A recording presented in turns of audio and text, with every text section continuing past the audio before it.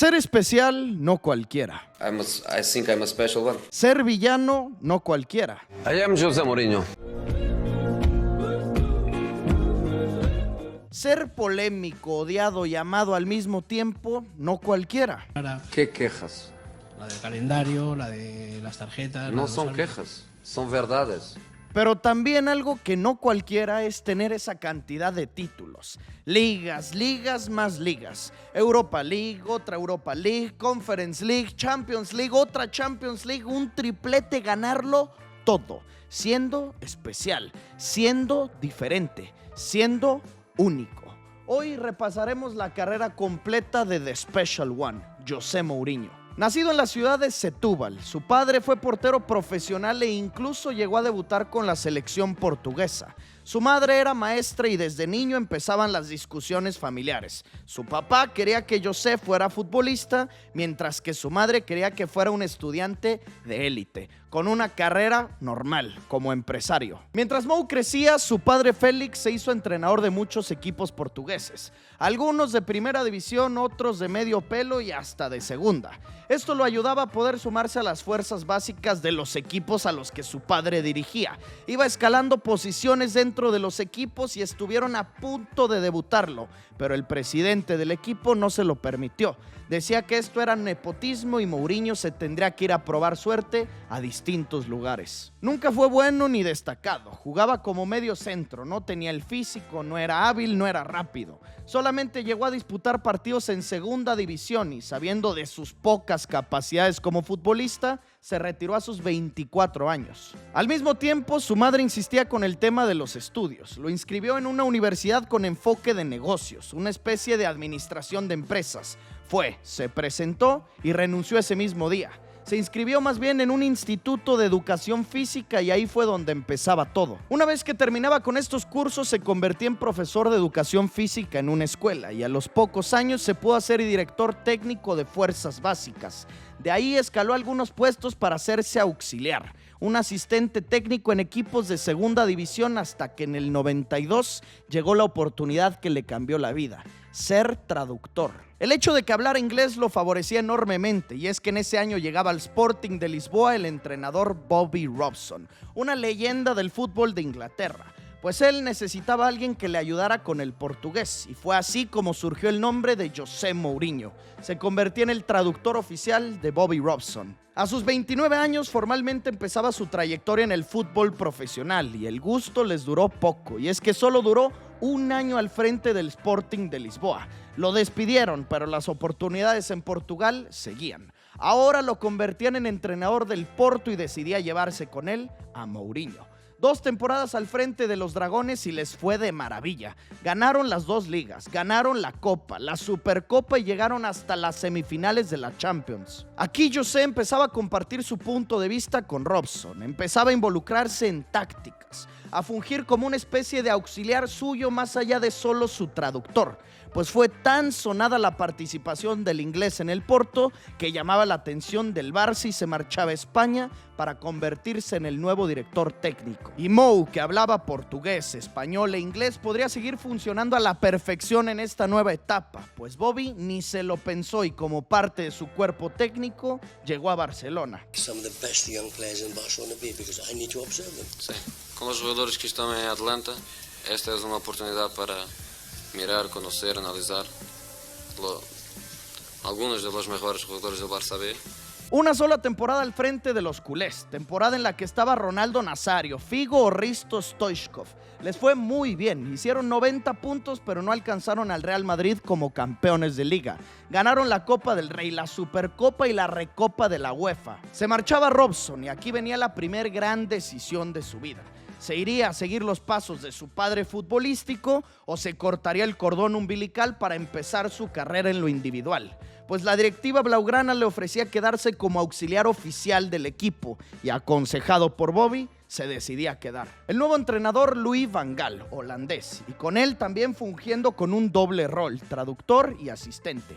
Con él tuvo bastante éxito, creció tácticamente un montón, se convirtió en el segundo entrenador del Barcelona, ganaron un par de ligas y se desenvolvía como amigo de varios futbolistas de la plantilla. Luis Enrique y quien sería más tarde su archienemigo, Josep Guardiola. Los 3 años de Van Gaal al frente del Barcelona los pasó como su auxiliar hasta que llegaba el 2000.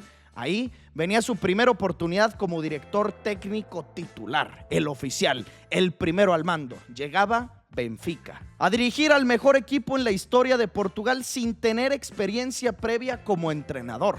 Un riesgo gigante el que tomaban las Águilas, y desde aquí nos dábamos cuenta de la personalidad de José, y es que solamente duró 3 meses y no lo corrieron, él se fue. Los resultados eran buenos, pero a las pocas semanas de su llegada el Benfica cambiaba de presidente, y cuando presentaban al nuevo timonel, él anunciaba que en un futuro llegaría Tony, su nuevo entrenador. Apenas empezaba Mourinho y ya tenía su reemplazo. Esto obviamente le enfureció a Mou, y para probar la confianza que le tenían, pidió una extensión de contrato. Se la rechazaron y él renunció. Dijo que si no creían en él, mejor se iba, y así fue. Hoy esto lo vemos como algo lógico, sobre todo porque entendemos su forma de ser, su personalidad, que nadie juega con él, nadie se mete con Mourinho, pero me quiero imaginar lo que esto significaba en el año 2000. El mejor equipo de Portugal, el equipo más grande de todos los tiempos, tenía un entrenador y le renunció solamente 3 meses después de su llegada. Es un escándalo total. Aparte, estamos hablando de que era su primer club dirigido, que solo tenía 37 años. Pues no le importó el futuro, sus ideales van por encima, y así de rápido se terminaba esta gran oportunidad. Benfica. A los pocos meses volvía a encontrar trabajo. Eso sí, bajaba y circunstancialmente el nivel de equipo. Se iba al União de Leiria, un club de media tabla para abajo. Pues solamente duró un semestre, y es que lo estaba haciendo tan bien. 3er lugar, pegado al Benfica y al Sporting, que no lo pudieron aguantar más. El Porto se lo llevaba media temporada y empieza ahora sí el camino de éxito de José Mourinho. Los Dragones estaban en crisis, los tomó en enero y los terminó escalando hasta el 3er lugar de la tabla. Los metía a la Europa League e iba descubriendo talentos jóvenes en la plantilla. Ricardo Carvalho, Elder Postiga o el crack del medio campo, Deco. Pedía de regreso a una leyenda del club, Jorge Costa, para hacerlo su líder, su capitán, y en su primer temporada completa, magia. Campeones de liga y con récord. Solamente perdieron 2 partidos. 2 partidos perdidos en toda la temporada. Y claro, al estilo Mourinho, la mejor defensa del campeonato. Hicieron el récord histórico de puntos, ganaron la Copa, y en la Europa League poco a poco avanzaban. Sin ser favoritos ni mucho menos, pasaban de 16avos, de octavos, de cuartos de final, una historia de Cenicienta. Llegaban a las semifinales en donde vendría su límite, pero esto ya era un éxito. El Porto en semis de Europa League con muchas caras nuevas, apenas saliendo de una crisis. Ahí se medían a la Lazio de Roberto Mancini, con jugadorazos como el Piojo López, el Cholo Simeone, Simone Inzaghi, Jaap Stam o Dejan Stankovic. Pues a ese equipo sólido italiano, Mou les puso una arrastrada, 4-1, para así situarse en la final. Nunca en la historia un club portugués había sido campeón de la Europa League. 2-2 en tiempo regular. Se fueron a los tiempos extras y un gol de Derlei, su delantero figura, les daba el título. El primer trofeo internacional para José. Los Dragones rompían una sequía continental de 16 años. Historia en su primer temporada. Liga, Copa y Europa League. Una especie de triplete. Acabando esa final, en conferencia de prensa dijo: este no es el techo, este equipo tiene mucho más por dar. Con esta plantilla, con esta mentalidad, podemos soñar con la Champions League. Llegaba su segunda campaña al mando de los Dragones, en la que tenía el sueño de hacer cosas importantes en la orejona. Les tocaba en su grupo el Real Madrid, los Galácticos con la recién incorporación de David Beckham, y también medirse al Olympique de Marsella, que tenía un delantero en ascenso, Didier Drogba. Parecía que ni siquiera avanzarían de grupos, el Marsella y el Madrid los favoritos. En su casa, en Portugal, los merengues vencieron a Mourinho y se ponía en peligro su pase. Drogba estaba on fire hasta que aparecía el estilo de juego defensivo, sus contragolpes, su orden atrás, y anularon al marfileño. Se posicionaban segundos de la tabla, se metieron al Bernabéu y rescataron un valioso empate. Con esto les alcanzaba para pasar de su fase de grupos. El problema empezaba aquí, en los octavos de final, más que descartados porque su rival, Sir Alex Ferguson, el Manchester United, uno de los 2 o 3 mejores equipos de todo el mundo. Abrían en el estadio do Dragao y, como era de esperarse, primero marcaban los Red Devils y de pronto empate y remontada de Mourinho. Batacazo en la Champions, sacaban ventaja en la ida, algo inesperado, inimaginado. Aún así, se tendrían que meter al teatro de los sueños y conservar la ventaja, pues el nervio y el riesgo se incrementaba porque el Colorado Skulls les hacía un tanto y entonces era el 2-2 global. Pero como había ventaja por el gol de visitante, avanzaba Ferguson. Pasaban los minutos y se mantenía el resultado. Lo normal, el Porto eliminado, pero al 90. A segundos de que acabara el partido, un error garrafal del portero y Costiña la mandaba adentro. Mourinho salía corriendo a festejar. Era la remontada en casa ajena, ante el mejor equipo del planeta, ante el mejor entrenador de todos los tiempos, ante Sir Alex, ante el Manchester United.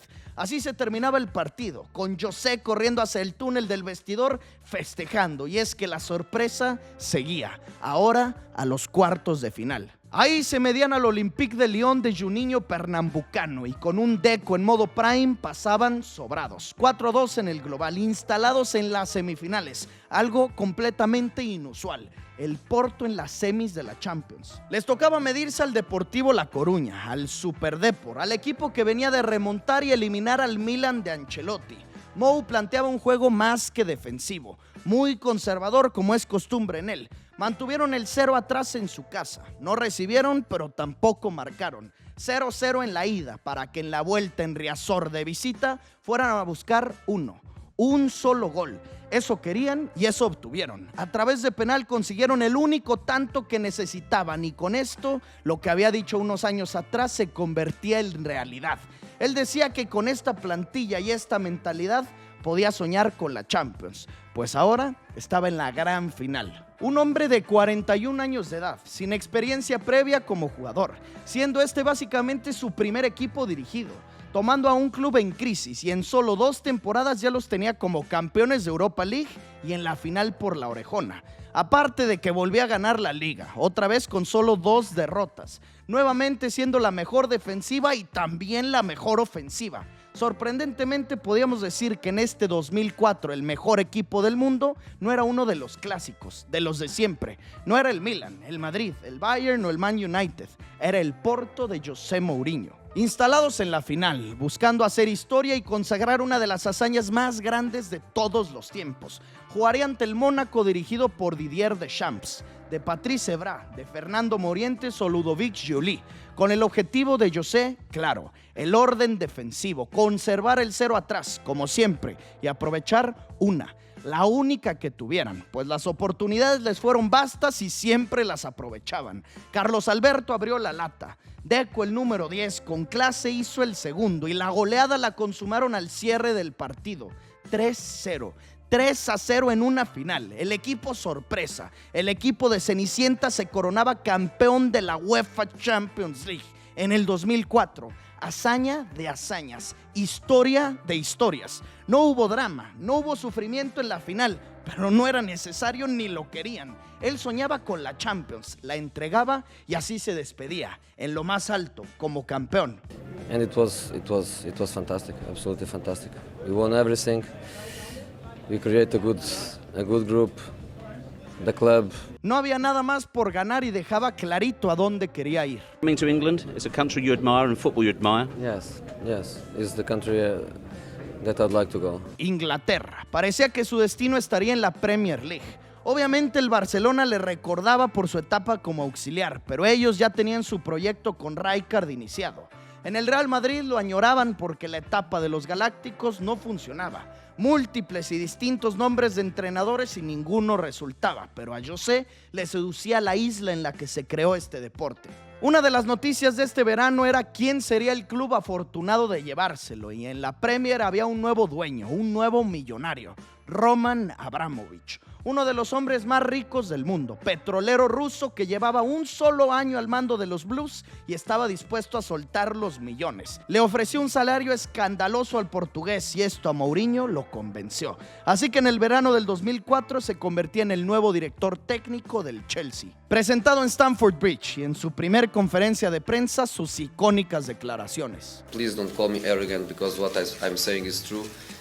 I'm European champion, so I'm not one of the bottle.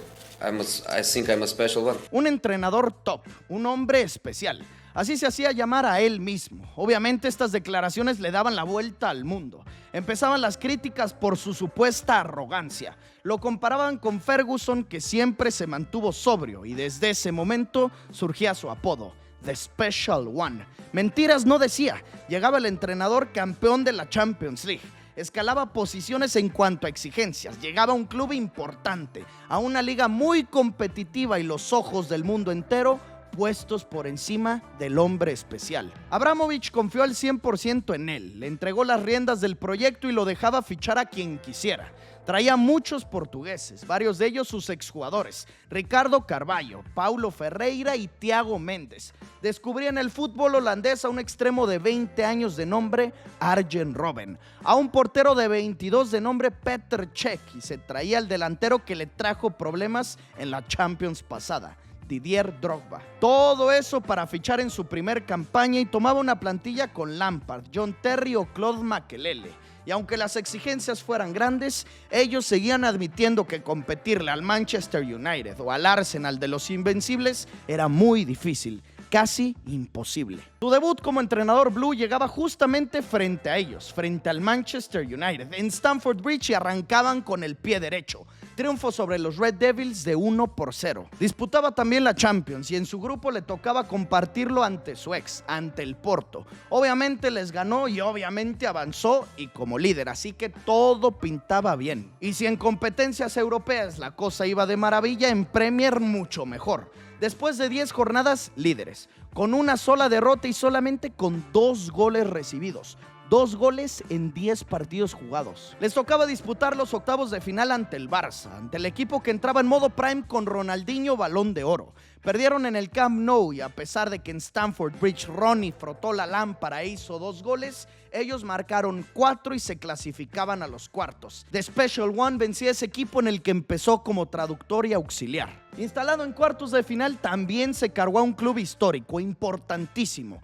al Bayern Múnich. Llegaban hasta las semifinales en donde un gol robado le impidió volver a la final. Un gol fantasma en Anfield Road ante Liverpool. La serie quedó 1-0.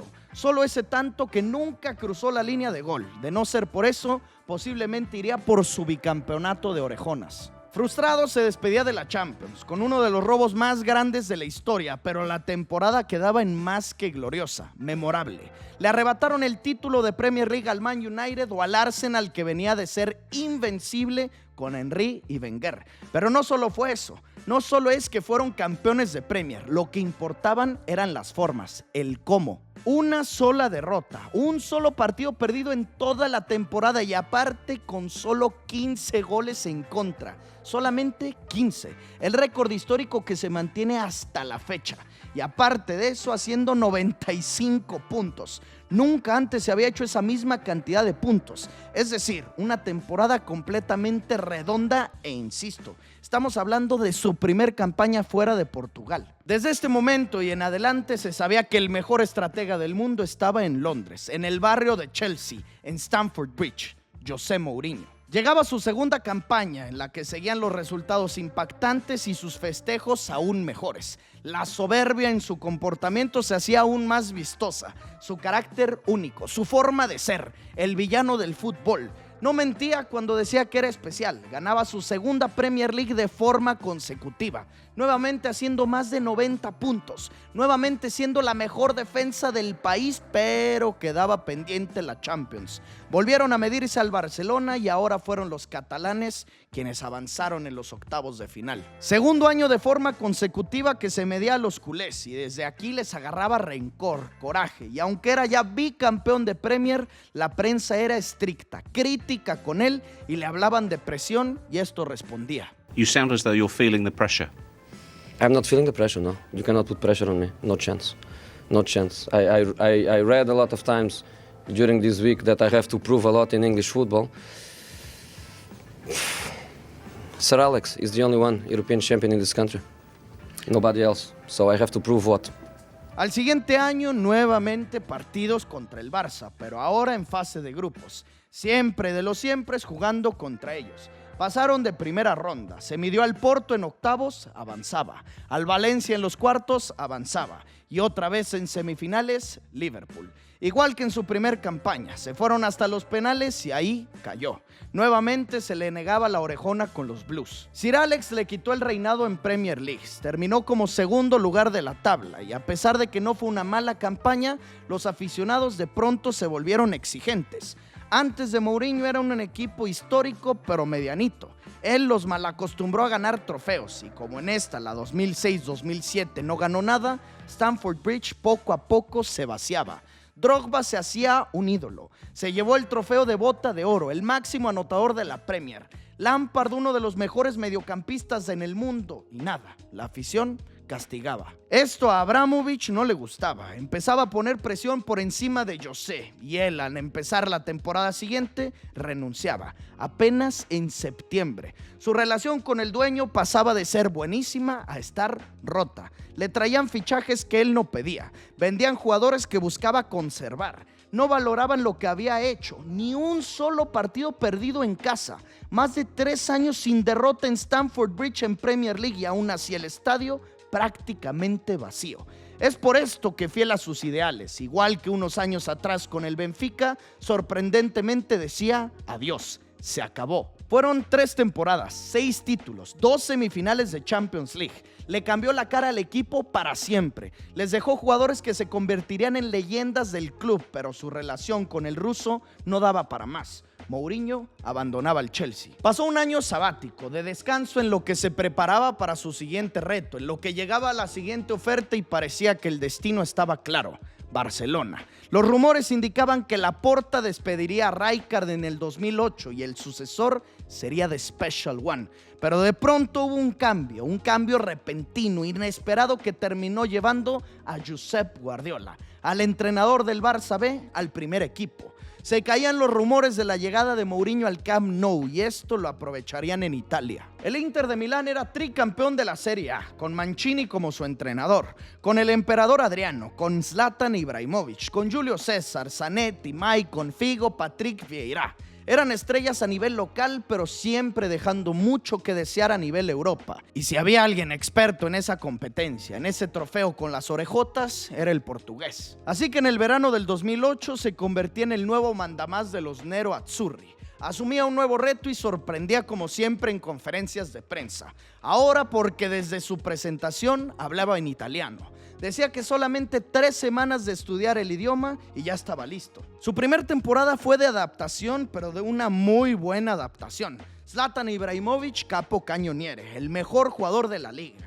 El 9 más buscado por todo el mundo. Le daba minutos y confianza a un jovencito de 18 años que descubrió él, Mario Balotelli. Mantuvo el Scudetto, es decir, ganó la Serie A y partía preparado para su segunda campaña. Igual que en sus comienzos con el Chelsea, le pedía a la directiva que le respaldaran y le dieran la confianza de poder fichar a su gusto. Le cumplieron sus deseos y empezaban los cambios en la plantilla. Despidió a jugadores que eran piezas importantes como Adriano, pesos pesados como Hernán Crespo, Patrick Vieira o Luis Figo.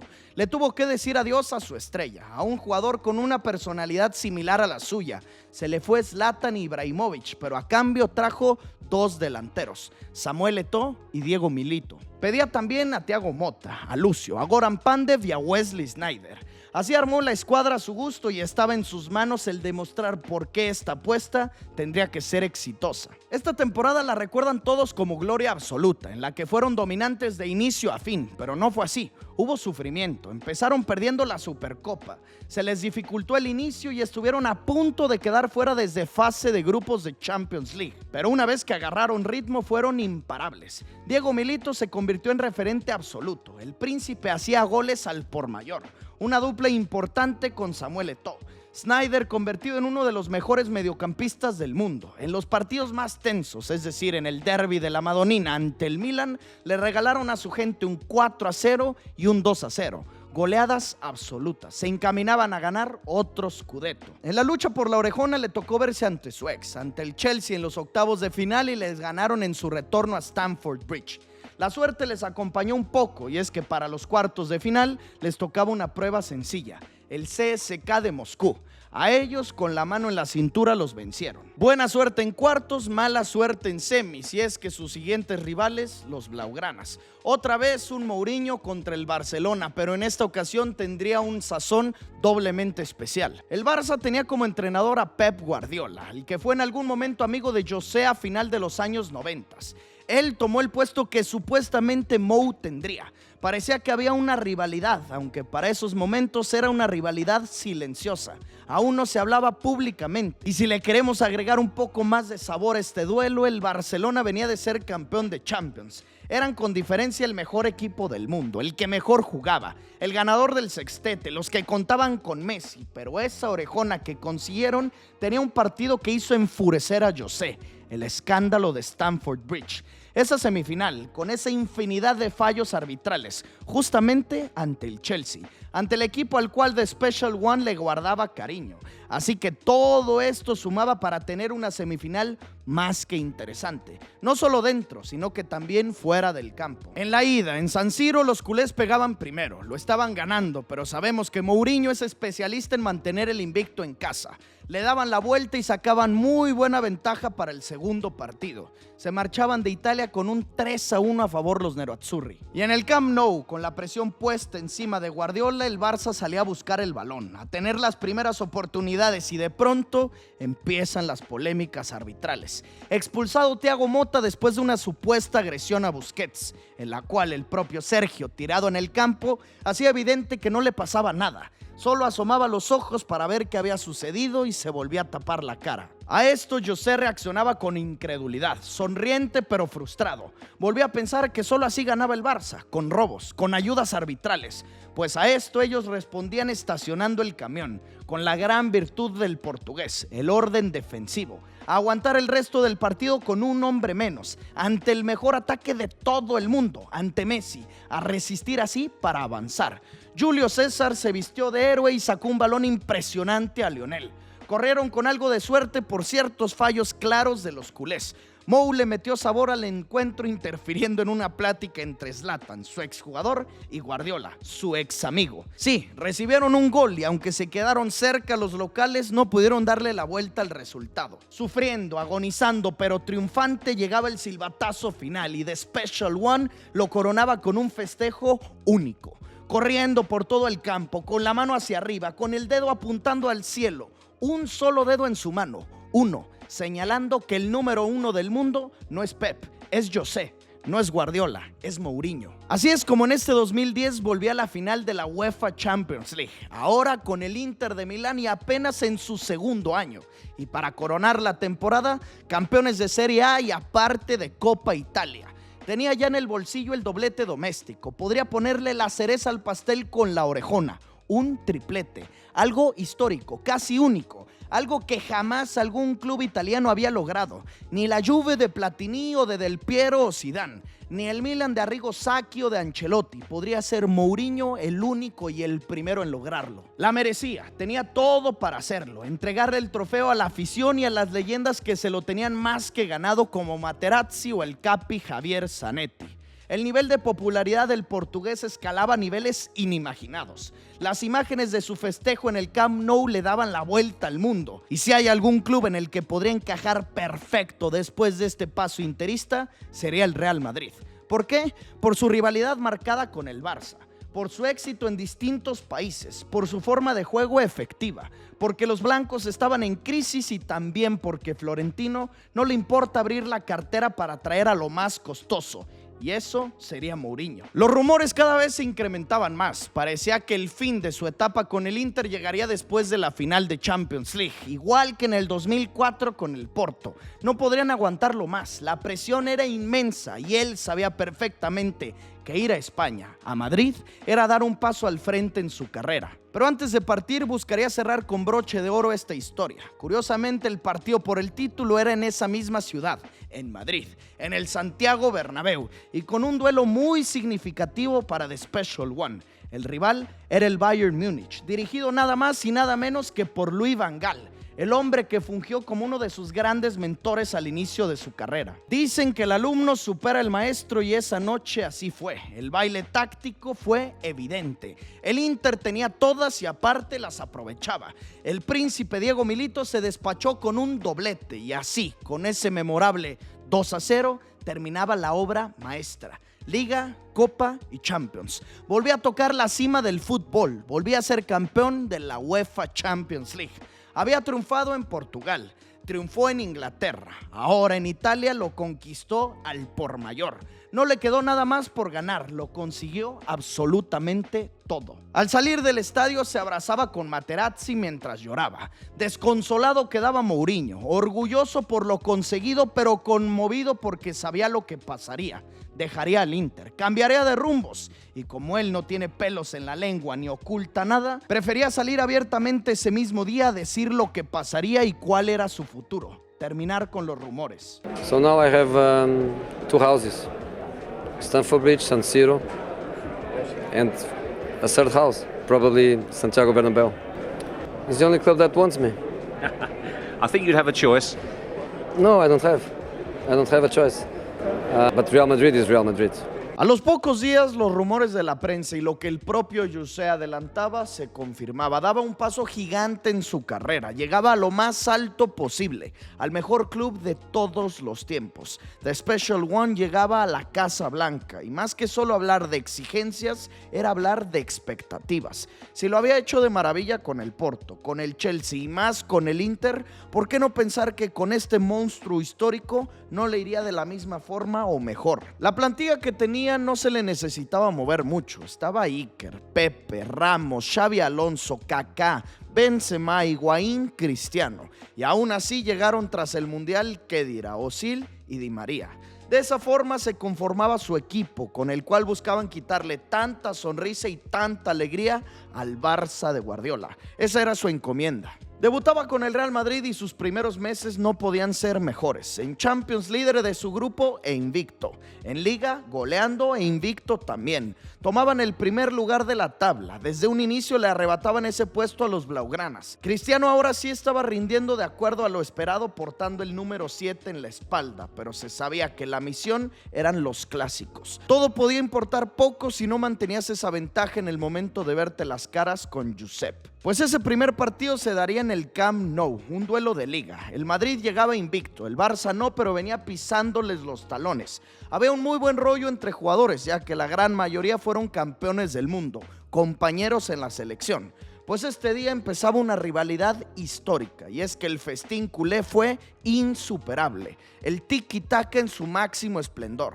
Xavi hizo el primero, Pedrito el segundo, el Guaje tercero y cuarto, y el postre llegó con Jefren Suárez al 91. Ese fue el quinto gol, sin meter ni las manos Mourinho, sin poder hacer nada. Hundido en su banquillo, con un baile el que le pegó Guardiola. De esta forma perdían el liderato. El Barça lo superaba, pero iba más allá de quién fuera el líder. Era un 5-0, una de las mayores derrotas en la historia del club. Un clásico que nunca se olvidarán, ni uno ni otro. Una tremenda humillación y esto mismo se lo preguntaban a José. Es la mayor derrota de mi carrera, nunca había perdido por 5-0, pero es una derrota fácil de, ¿cómo se dice?, de digerir. A partir de ese momento limpiar su imagen era complicadísimo. Por una sola derrota la percepción de la gente cambiaba. Él intentaba con goleadas impactantes recuperar la confianza. Hicieron un 8-0 al Levante, un 7-0 al Málaga. En Champions no aflojaban el ritmo, pasaron del Olympique de Lyon sobrados con un 4-1 global. En cuartos frente al Tottenham también sobrados 5-0. La realidad es que la temporada estaba siendo muy buena. Eran segundos de la tabla pero cerca de los catalanes, instalados en la final de Copa del Rey y en semifinales de Champions. Así llegamos al mágico y recordadísimo mes de abril del 2011, al clímax de la temporada y posiblemente de su carrera. La suerte les posicionaba en las semis por la orejona ante el Barça, la primera vez en muchos años que tendríamos el clásico en Champions, pues también ellos mismos eran los que se instalaban en la final de Copa del Rey. Y aparte, el partido por la Liga en el Bernabéu entre ellos dos, así que tendríamos 4 clásicos de corrido. 16 de abril, 20 de abril, 27 de abril, 3 de mayo. 4 partidos entre Guardiola y Mourinho, los 2 entrenadores de moda, los 2 entrenadores del momento que ya se sabía había una gran rivalidad. 4 partidos entre Cristiano y Messi, los balones de oro, los 2 mejores de la época. 4 partidos en 2 semanas entre el Real Madrid y el Fútbol Club Barcelona. Se aproximaba cine absoluto. El primer duelo sería el más tranquilo de todos, el de Liga en el Bernabéu. Y en caso de que los merengues no ganaran ese juego, adiós el primero de los trofeos. La Liga sería de Pep. Se metieron los blaugranas al Templo Blanco y con un penal polémico y una expulsión sin razón a Raúl Albiol, Messi lo marcó desde los 11 pasos y el resultado terminó en empate. Con esto se despedían los blancos de este título. The Special One enfurecía y no se quedaba callado. Me gustaría mucho jugar una vez contra el Barcelona con 10. Me gustaría mucho. Estoy un poco cansado de jugar 10 contra 11 porque es misión prácticamente imposible. Recordando a lo que pasó un año atrás con su Inter, en donde le expulsaron a Thiago Motta. Ahora pasaba lo mismo. Volvía a arremeter en contra del arbitraje que, según él, favorecía a los de azul y rojo. Y a los 3 días vendría la final de Copa del Rey, el segundo duelo de estos 4. Él sabía que Pep tácticamente lo superaba, lo barría, que ellos desperdiciaban a muchos de sus futbolistas porque sus laterales, específicamente Dani Alves, parecía un extremo más, y como Cristiano estaba cargado a una banda, siempre estaba persiguiendo al brasileiro. Así que para este duelo Mourinho inventó algo. Had 3 number 9s and for the final I left them all 3 out to play Cristiano as a number 9. Because in that game, Barcelona right back was Daniel Alves.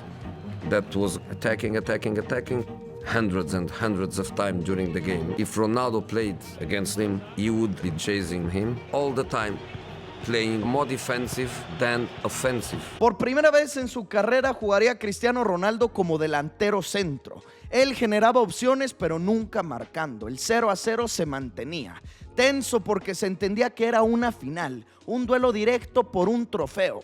Los blaugranas, los favoritos para levantar el título, eran con diferencia los mejores del mundo, pero el portugués, fiel a su estilo, en defensa contenía el 0. Iker Casillas sufrió, pero consiguió llevarlos a los tiempos extras. Y ahí, en el alargue, dio frutos el planteamiento del hombre especial. Cristiano se situaba en el centro del área y tras un trazo perfecto de Di María, el bicho se elevó y de cabeza hizo un golazo, golazazazo, el único del partido, y así con este 1-0 salían triunfantes. Por fin Mourinho se limpiaba esa mancha del 5-0, esa derrota de liga. Por fin campeones, ganadores de Copa del Rey. Tenía 18 años sin ganar este club la Copa, pues ahora, en el primer año de José, festejaban por primera vez. Llevamos ya 2 de 4 clásicos y faltaban los mejores, los que más le interesaban al aficionado, las semifinales de Champions League. La rivalidad entre ambos entrenadores parecía subir de tono. Mou ya se había metido con el español un año atrás cuando le interrumpía al hablar con Zlatan. Ya había dicho que le gustaría jugar alguna vez 11 contra 11. Pep no contestaba. Pep, cuando salía a dar conferencias de prensa, nunca respondía a temas de Mourinho, pero tampoco era un santito. Se la pasaba quejándose del arbitraje. Decía que le marcaban en su contra y esto a The Special One le parecía irónico. Pensaba que si había algún equipo que no podía quejarse de eso era el Barcelona. Fue por esto que un día antes de la semi de Champions, en conferencia de prensa, dijo esto. Que es la era de un tercer grupo, que es el grupo que en este momento solo tiene una persona, que es él, que es criticar el acierto del árbitro. Esto cayó dentro del vestidor blaugrana como una bomba. Todos los directivos del Barça le pedían a Guardiola calma, que no enfureciera, y él decía que no, que iría a la conferencia de prensa sin mencionar algo del provocador, de José. Pero fue tal su ardor que no se pudo contener y empezaba la guerra. el cine, la magia de esta rivalidad. Como el señor Mourinho me ha tuteado, yo también le voy a tutear. Me ha llamado Pep, yo le voy a llamar José. En esta sala, él es el puto jefe, el puto amo, es el que más sabe del mundo. Yo no quiero ni competir ni un instante. El puto jefe, el puto amo. Me queda clarísimo que en estos momentos los partidos se jugaban desde un día antes, desde los micrófonos. Pues bueno, como bien señalaba Josep, a las 8:45 llegaba lo verdaderamente importante. Se metían al Bernabéu y para no variar venían las polémicas. Una patada de Pepe sobre Dani Alves en la que llega con la pierna levantada. Esto es de roja, pero antes de tocar al brasileiro, Pepe toca el balón y a lo mejor y ni siquiera al lateral del Barça. Pues bueno, se llevaba la roja y Mourinho, como siempre, empezaba con los gestos, los reclamos y con un hombre de menos la cosa se les ponía muy en contra. Esto el Barcelona lo aprovechaba. Lionel hacía el primer gol, un gol de visitante con el que sacaban una muy buena ventaja. Y justo antes de que finalizara el encuentro venía el espectáculo. Uno de los mejores goles de Messi en toda su carrera. Solito se quitaba de encima a todos y silenciaba el Bernabéu. Sacaban ventaja doble. Otra partida que se llevaba Pep. Una gran ventaja para la vuelta. 2-0 en la semifinal de ida. Además de Pepe, Ramos salió amonestado y no podría jugar la vuelta. Y para rematar con las malas noticias, Mourinho expulsado. Todo se les ponía en contra. Así parecía terminar el día, pero nos faltaban las declaraciones de The Special One. Y cuando llegaron, ¡pum!, bombazos. Si le digo a él y a UEFA lo que pienso, lo que siento, termina mi carrera hoy. Josep Guardiola es un entrenador fantástico de fútbol, yo repito, pero ha ganado una Champions que a mí me daría vergüenza de ganarla. Porque la ganó con el escándalo de Stamford Bridge. Y si este año gana la segunda, gana con el escándalo del Bernabéu. ¿Está el Madrid eliminado de la final de la Champions? Sí. Él mismo decía que esto ya estaba liquidado y así fue. Pedrito puso el 3-0 en el global, el que mataba. Lograron descontar un poquito, hacer el de la honra, pero lógicamente de nada sirvió. El Barcelona avanzó a la gran final de la Champions, la terminaron ganando y se llevaron Liga más orejona. Mientras que José quedaba furioso y en una decepcionante campaña. Histórica, memorable por tanto salseo en conferencias de prensa, pero con solo un título y uno menor, la Copa del Rey. Nos vamos a su segunda temporada, la 2011-2012, que arrancaba con más clásicos, la Supercopa de España, ida y vuelta. 2 partidos más. En el Bernabéu 2-2, juegazo, con un golazo del Guaje Villa dejando todo para el Camp Nou.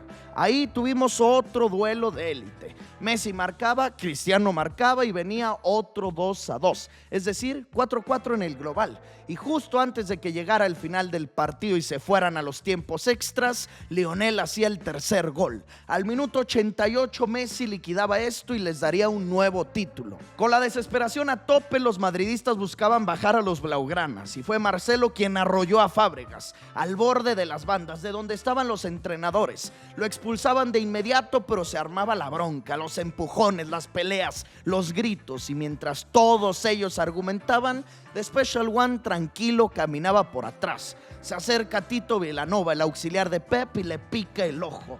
Le deja restregado el dedo y se marcha riéndose, con cara de un auténtico villano, el guasón de esta historia. El trofeo del Barça pasaba a segundo plano. Parecía que esto era normal, Pep ganándole la batalla a Mou. Lo que le daba la vuelta al mundo eran las actitudes del portugués. Ese piquete de ojo, y claro, en conferencia de prensa le preguntarían sobre eso. Y bueno, ya saben, vendrían otras declaraciones polémicas. Pito Vilanova, como se llama que no sé cómo se llama. Así, con este picante arrancaba su segunda temporada y lo que venían sembrando en Liga de triunfos aplastantes, aquí lo cosechaban. Ahora sí se posicionaban como líderes. 6-0, 7-1, muchos 4-0, muchos goles de Cristiano Ronaldo, muchísimos, pero cuando llegaba la hora de verse con los culés, otra vez caían, en Liga y en Copa del Rey. Ahora en Copa se vieron las caras desde cuartos de final y Guardiola los venció. Cuando se saludaban no se veían tan rivales como lo que en verdad eran. En las entrañas del Barcelona parecía haber problemas entre Pep y Sandro Rossell, el presidente del equipo. Empezaban los rumores de que a final de temporada se marcharía el entrenador. Esto Mou buscaría aprovecharlo para seguir sumando y sumando puntos en liga. Traían ritmo de una campaña histórica y en un clásico en el Camp Nou podrían prácticamente asegurar el título.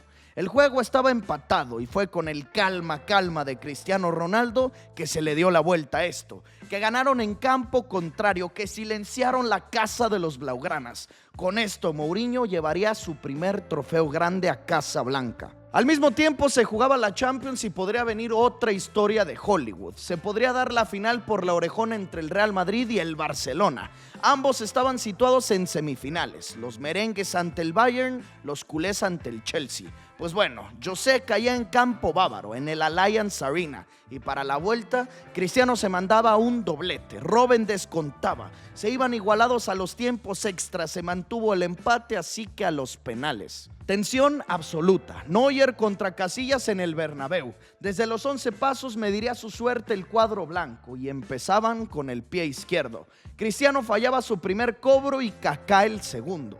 Para su buena fortuna, Toni Kroos del Bayern y Philipp Lahm también habían fallado. Respiraba de Special One, pero llegaba Sergio Ramos y la mandaba a volar muy lejos de la portería. Schweinsteiger, certero en su disparo, eliminó al Real Madrid. Por segundo año de forma consecutiva se marchaban en semifinales. Dolorosa la pasada por el rival, porque fue el Barça, pero esta igual o peor porque eran penales. Estuvieron a punto de cruzar la barrera y así, nuevamente las críticas invadían al entorno Madrid y en especial al especial. Aún así terminaron ganando la Liga. El segundo trofeo de Mourinho como merengue lo hicieron con récords, la Liga de los récords, 100 puntos obtenidos. Nunca antes se habían hecho tantas unidades, jamás. Solo 2 partidos perdidos y aparte de todo, marcando 121 goles. Se decía que Mou solo era defensivo, que no sabía atacar, pues acá hacía 121. Nunca se habían hecho tantos y nunca se han hecho más. Nadie lo ha podido superar, promediando arriba de 3 goles por partido.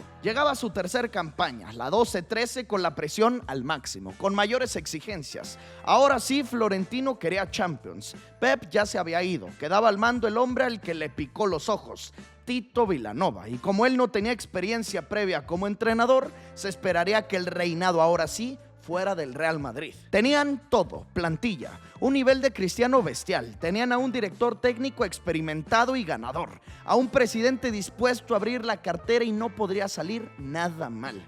Se pensaba que la magia de los clásicos terminaba, que ya no sería lo mismo sin Guardiola, aunque con Tito el pique y el choque siguió. Volvían a jugar la Supercopa de España y ahora fue el portugués quien se llevó la batalla, el trofeo.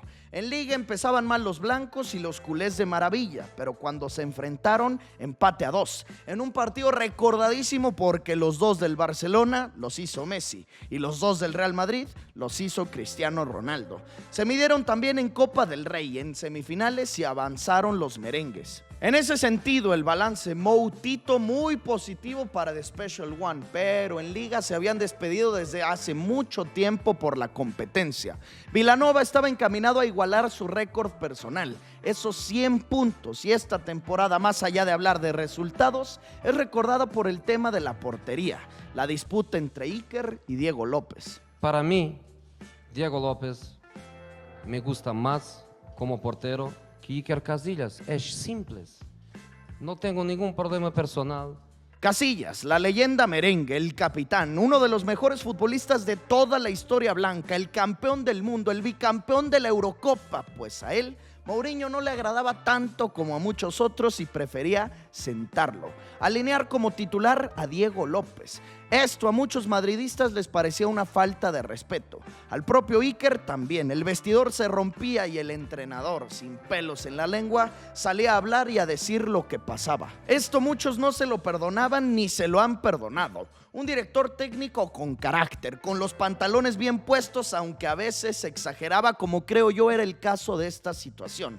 Pues bueno, siguiendo con esta temporada tensa en la que si no había orejona, Mo se tendría que ir y despedido por primera vez en su carrera. Pasaron del Manchester United en los octavos, en los cuartos les tocó fácil, el Galatasaray también avanzaron y para las semifinales Borussia Dortmund. Este equipo que se estaba poniendo de moda, muchas caras nuevas pero que llegaban arrasantes en esta Champions, dirigidos por Jürgen Klopp. Aún así, no tendría por qué haber problema, era el Real Madrid. Pues Lewandowski salió más que inspirado y les hizo 1, 2, 3 y 4. 4 goles, cayeron 4-1 en el partido de ida, liquidados desde Alemania. En la vuelta apretaron el paso, pero no les alcanzó. No pudieron, así que tenemos 3 semifinales, 3 eliminaciones. Las 3 en esa misma ronda. Se volvió a quedar lejos de la orejona, volvía a fracasar. La prensa y los aficionados pedían su cabeza y él, con sus míticos papelitos, daba sus explicaciones del por qué esto no era fracaso. John Toshak, Di Stefano, Antic, Binaca, Benito Floro, Arsenio, Fábio Capello, Ainkes, Idink, Del Bosque, Queiroz, Camacho, García Ramón, Vanderlei Luxemburgo, López Caro, de nuevo Fábio Capello, Juan de Ramos, Schuster y Pellegrini, 18 entrenadores en 21 años, 5 semifinales de Champions. El malo del Mourinho, 3 años, 3 semifinales de Champions. ¿Quieres un papelito? El vestidor estaba roto, fichajes como el de Modric no rendían. Algunos futbolistas ya preferían salir de ahí. Perdieron nuevamente la liga. Llegaron a la final de Copa del Rey y el recién llegado Cholo Simeone les ganaba en su casa, en el Bernabéu, el título. Así que terminaban con las manos vacías esta campaña. El propio José la catalogaba como la peor de su carrera y a los pocos días se confirmaba lo esperado. El camino de José Mourinho con el Real Madrid se terminaba. Se le recuerda con cariño esta etapa de los merengues, sobre todo por esa rivalidad en los clásicos. Algo que no se ha vuelto a ver y creo yo difícilmente se volverá a suscitar. No ganó la orejona, pero dejó las bases que Ancelotti tomó para darles la 10ª y también a muchos de los que Zidane potenció para ganar 3 seguidas. Discutida la sentencia final de si fue exitosa o fracasada su época como entrenador blanco. No cumplió con las expectativas, pero el tiempo poco a poco le fue dando la razón y el football heritage que dejó fue buenísimo. Y como este hombre parece no descansar, su siguiente reto lo tomaba de inmediato. No se tomó ni poquito tiempo de vacaciones. Después de salir de la Casa Blanca, volvía a su casa, a Londres, al barrio de Chelsea, a Stamford Bridge. Volvía con los Blues. Se topaba de nuevo con el presidente que fue su amigo y luego su enemigo, Roman Abramovich. Se encontró con una plantilla distinta a la que él dirigió varios años atrás, aunque permanecía alguno que otro.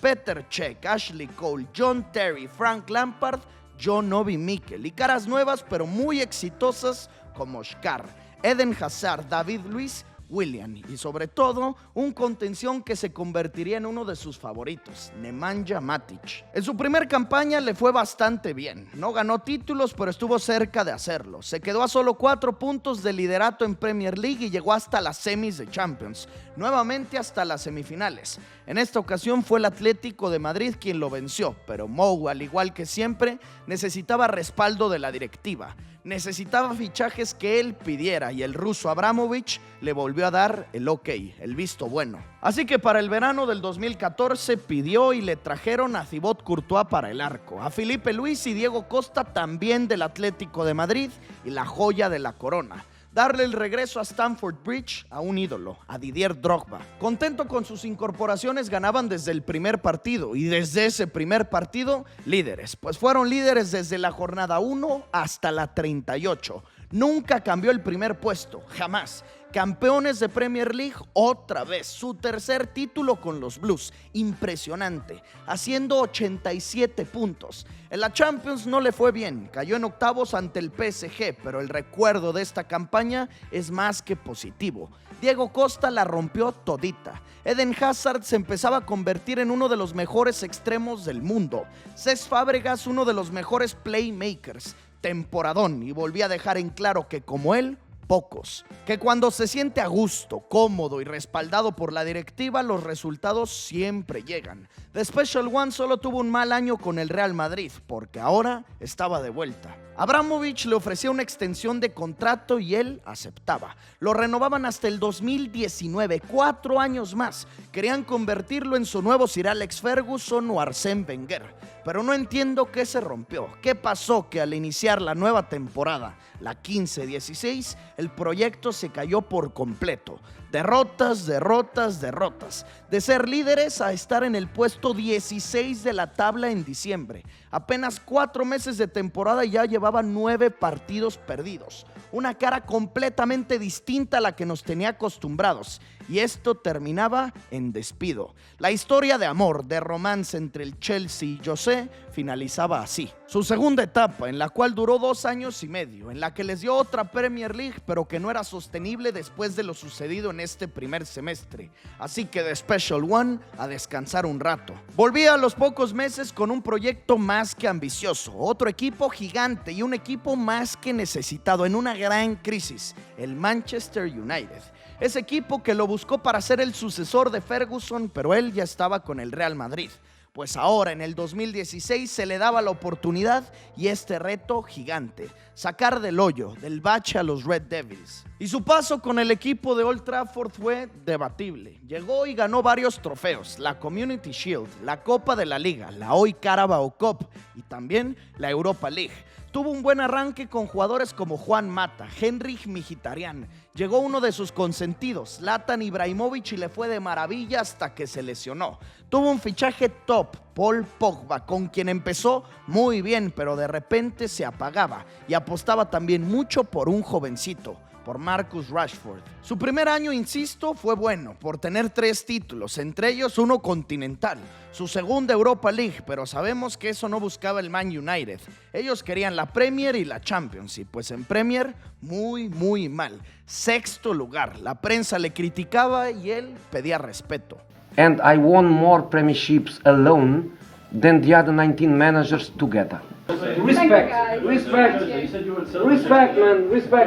Lógicamente se quedaba para otra temporada, la 17-18, en donde subían las exigencias porque ahora sí jugaban Champions. Y aunque Lukaku tuvo una campaña de muchos goles, cuando importaba, desaparecía.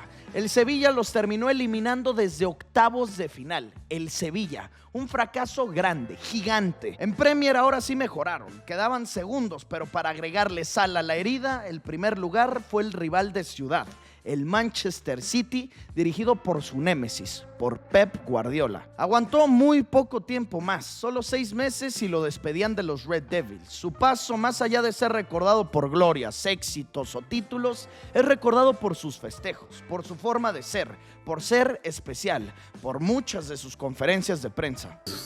One gentleman in the last row, sleeping like an angel. Y sobre todo por esa explicación del por qué el Manchester United estaba tan mal, el famoso Football Heritage. This is football heritage. Do you know what is also heritage? Is that Otamendi, Kevin De Bruyne, Fernandinho, Silva, Sterling, Agüero, they are investments from the past. Do you know there are many of United players that left the club last season?